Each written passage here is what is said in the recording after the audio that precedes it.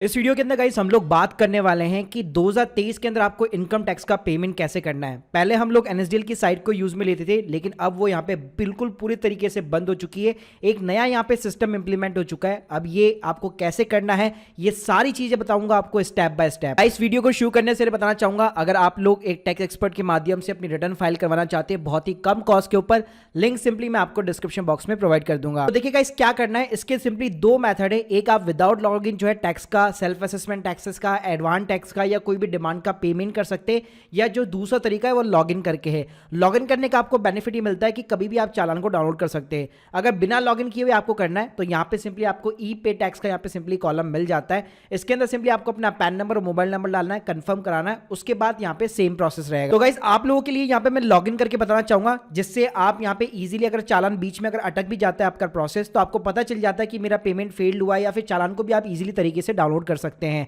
सो देखिए यहाँ पे आपको ई फाइल के अंदर जाना है। यहाँ पे आपको जो हम लोगों ने बाहर विदाउट लॉगिन यहाँ पे ऑप्शन देखा था ई पे टैक्स का, वही कॉलम यहाँ पे आपको दिखने वाला है। अब गाइस यहाँ पे आपको तीन टैब मिलेगी। सेव ड्राफ्ट, पहले से कोई आपका ड्राफ्ट होगा तो ये यहाँ पे आपको मिलेगा। जनरेटेड चालान, यानी कि अगर आपने कोई भी चालान जनरेट किया हुआ है वो आपको यहाँ पे दिखाई देगा। पेमेंट हिस्ट्री, अगर आपने कोई भी पेमेंट की हुई है तो वो हिस्ट्री आपको यहाँ पे दिखाई देगी। अब गाइस बात करते हैं हम लोग नए चालान के लिए, तो यहाँ पे आपको सिंपली न्यू पेमेंट बटन के ऊपर क्लिक करना है। तो आप देख सकते हैं बहुत सारे आपके स्क्रीन के सामने ऑप्शन आ जाएंगे। मेनली आपको इनकम टैक्स का ऑप्शन मिलेगा, जिसके अंदर आप एडवांस टैक्स और सेल्फ असेसमेंट टैक्स का पेमेंट कर सकते हैं। अगर आपकी डिमांड वगैरह जारी हो रखी है और आउटस्टैंडिंग डिमांड के अगेंस्ट में आपको as a regular assessment tax का पेमेंट करना है तो आप वो चूज कर सकते हैं। बाकी अगर आपको नॉर्मल सेल्फ असेसमेंट टैक्स का पेमेंट करना है, आपको सिंपली प्रोसीड बटन के ऊपर क्लिक करना है। अब गाइस बात करते हैं असेसमेंट ईयर की, तो हम लोग करंट असेसमेंट ईयर यानी कि 23 और 24 का यहाँ पे सेल्फ असेसमेंट टैक्स का पेमेंट करने वाले हैं। टाइप ऑफ द पेमेंट के अंदर आपको सिंपली सेल्फ असेसमेंट टैक्स यहाँ पे मिल जाएगा, ऑप्शन मिल जाएगा। इसके ऊपर 300 के ऊपर आपको क्लिक करना है। ध्यान रखिएगा आपका हेड हमेशा सही होना चाहिए। अगर गलत हेड में पेमेंट करेंगे तो वो चालान को फिर आप करेक्शन जो है बहुत ही मुश्किल से होता है।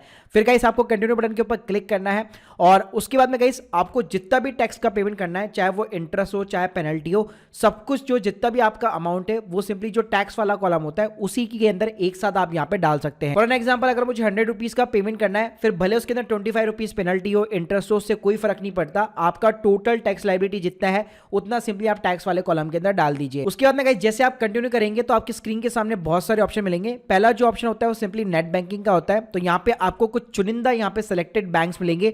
अगर इन बैंक्स की आपके पास में नेट बैंकिंग है तो आप इजीली पेमेंट कर पाएंगे। दूसरा जो ऑप्शन होता है वो डेबिट कार्ड होगा था, यहाँ पे भी आपको केवल चुनिंदा ऑप्शंस मिलेंगे। तीसरा जो मोस्ट पॉपुलर ऑप्शन है वो है पेमेंट गेटवे का।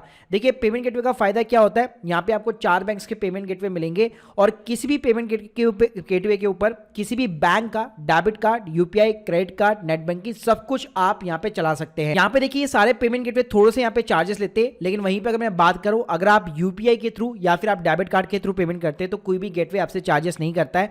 आप चार्जेस की पूरी लिस्ट यहाँ पे पढ़ सकते हैं। तो आप देख सकते हैं यहाँ पे अगर मैं सिंपली एसबीआई का पेमेंट गेटवे यूज लेता हूं तो सिर्फ नेट बैंकिंग, वो भी अगर अदर बैंक्स की यूज करता हूं तो सिर्फ 5 रुपए लेगा। इसके अलावा डेबिट कार्ड के ऊपर कोई भी चार्जेस वगैरह एप्लीकेबल नहीं है, यूपीआई के ऊपर कोई भी चार्जेस एप्लीकेबल नहीं है।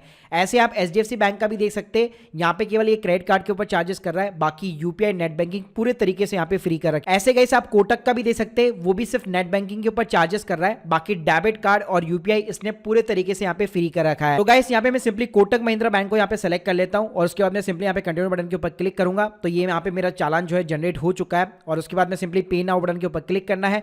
आपसे कुछ टर्म्स एंड कंडीशन यहाँ पे एक्सेप्ट कराई जाएगी। तो गाइस जैसे आप सबमिट टू बैंक करेंगे, आपके स्क्रीन के सामने एक सीआरएन नंबर यहाँ पे जनरेट हो जाएगा। आप इस टैब को सिंपली स्किप कर सकते हैं, अपना मोबाइल नंबर, ईमेल आईडी डाल सकते हैं। उसके बाद में गाइस देखेंगे आपकी स्क्रीन के सामने debit card, credit card, net banking, UPI, QR code सबका यहाँ पे सिंपली ऑप्शन आ जाता है। अब जरूरी नहीं है कि आपके पास में कोटक का ही बैंक होना चाहिए, जैसे मैं बताया ये एक पेमेंट गेटवे है तो इसके ऊपर आप किसी भी बैंक का यूपीआई यूज में ले सकते हैं। फॉर एग्जांपल मैं पेटीएम यहाँ पे यूज करता हूं तो मेरा पेटीएम का जो वर्चुअल एड्रेस है वो सिंपली यहाँ पे मैं डालूंगा और उसके ऊपर रिक्वेस्ट सेंड करूंगा। सो गाइस आप देख सकते हैं इंस्टेंटली मेरे पास यहाँ पे रिक्वेस्ट आ चुकी है 100 रुपीज की, और इसको हम लोग पेमेंट कर देते हैं। और गाइस एक और चीज बताना चाहूंगा, कई बार कंफ्यूज होते हैं लोग कि टैक्स पेयर के अकाउंट से ही पेमेंट करनी है। आप किसी भी अकाउंट से कर सकते हैं, यहाँ पे ऐसी कोई दिक्कत वाली बात नहीं है। गाइस आप देख सकते हैं यहाँ पे सिंपली हम लोगों ने यूपीआई का पेमेंट किया और हमारा यहाँ पे चालान जो है पेमेंट यहाँ पे सक्सेसफुल हो चुका है। उसके बाद में गाइस सिंपली यहाँ पे आप डाउनलोड कर सकते हैं। आपकी स्क्रीन के सामने इस टाइप का यहाँ पे चालान आता है, जिसके अंदर आपको प्रॉपर बीएसआर कोड, चालान नंबर और टेंडर डेट मिलती है। तो जब आप अपनी आईटीआर फाइल करते हैं, ये आपको तीनों चीजें बेसिकली उस टाइम पे डालनी पड़ती है ताकि आप अपनी टैक्स लायबिलिटी को जो है नील कर सके। बात करते हैं ये बीएसआर कोड जो डिटेल्स की भी मैं जो बात कर रहा हूं वो आपको कहां पे डालनी है। तो जब आप आईटीआर फाइल करेंगे आपको टैक्स पेड वाला यहाँ पे सिंपली कॉलम मिलता है। थोड़ा सा अगर आप हल्का सा नीचे जाएंगे, यहाँ पे आपको एडवांस टैक्स और सेल्फ असेसमेंट टैक्स का पेमेंट का कॉलम मिलेगा।